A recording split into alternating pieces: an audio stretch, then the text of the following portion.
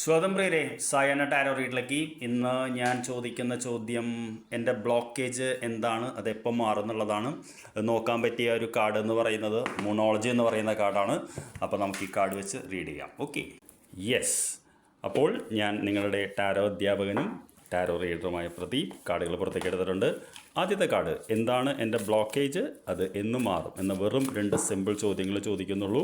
അപ്പോൾ എന്താണ് എൻ്റെ ഇപ്പോഴത്തെ കറണ്ട് ബ്ലോക്കേജ് എന്ന് ഈ കാർഡും അത് എപ്പോൾ മാറും എന്നുള്ളത് ഈ കാർഡും റിവീൽ ചെയ്യട്ടെ. Yes, very good. അപ്പോൾ ആദ്യത്തെ കാർഡ് നമുക്ക് കിട്ടിയിട്ടുണ്ട്. ടൈം ഫോർ ഹീലിംഗ് എന്ന് പറയുന്ന കാർഡാണ് വന്നിട്ടുള്ളത്. ഇത് ബാൽസമിക് മൂൺ എന്ന് പറയും. അപ്പോൾ തീർച്ചയായിട്ടും നമ്മുടെ ബ്ലോക്കേജ് എന്ന് പറയുന്നത് ബ്ലോക്കേജ് അല്ല, ഇത് നമ്മളൊരു വേദനയിൽ നിന്നും പുറത്ത് വന്നുകൊണ്ടിരിക്കുന്ന ഒരു സമയമാണ്. ഹീലിംഗ് എന്ന് പറഞ്ഞാൽ നിങ്ങൾക്കറിയാമല്ലോ, ഒരു അസുഖത്തിൽ നിന്ന് അല്ലെങ്കിൽ ഒരു വേദനയിൽ നിന്ന് പുറത്തേക്ക് ഒരു സമയമാണ്. അപ്പോൾ തീർച്ചയായിട്ടും ഇതൊരു നല്ല ഇതിലാണ്. കാരണം വെച്ചാൽ നമുക്ക് ഇത് കഴിഞ്ഞാൽ അടുത്തൊരു നല്ല കാലഘട്ടത്തിലേക്കാണ് പോകുന്നത് എന്നുള്ളതാണ് ഈ കാർഡ് പറയുന്നത്. പക്ഷേ അതിന് എത്ര സമയമെടുക്കും എന്നാണ് ഞാൻ ചോദിച്ചത്. Win win outcome is forecast full moon in Libra എന്നുള്ളതാണ്. അപ്പോൾ തീർച്ചയായിട്ടും നമുക്ക് ഈ കാർഡ് കണ്ടാൽ അറിയാൻ പറ്റും, ഇതൊരു എന്താ പറയുക, അമാവാസി കഴിഞ്ഞ് കുറച്ചായിട്ടുള്ളൊരു ചന്ദ്രനും അവിടെ നിന്ന് പൂർണ്ണ ചന്ദ്രനിലേക്കാണ് പോകുന്നത്. അപ്പോൾ ഇതിലേക്കുള്ള ചാന്ദ്രികമായിട്ടുള്ള ഒരു സൈക്കിൾ നിങ്ങൾക്കറിയാമല്ലോ, 14 ദിവസമാണ്.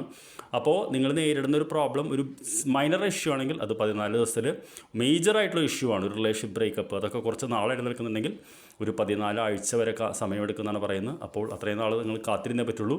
കാര്യം എന്താ വെച്ച് കഴിഞ്ഞാൽ നിങ്ങൾക്കറിയാമല്ലോ, ഇതൊരു ഹീലിംഗിൻ്റെ സമയമാണ്. നമ്മളൊരു അസുഖത്തിൽ നിന്ന് അല്ലെങ്കിൽ ഒരു വേദനയിൽ നിന്ന് ഒരു കര കയറി വന്നിരിക്കുന്ന ഒരു സമയമാണ്. ചിലതിന് സമയമെടുക്കും. അപ്പോൾ നാളെ രാവിലെ കാണാം. Good night.